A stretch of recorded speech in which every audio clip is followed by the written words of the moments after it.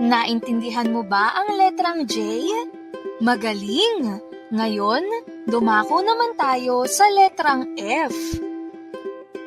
Tingnan ng mabuti ang letrang F.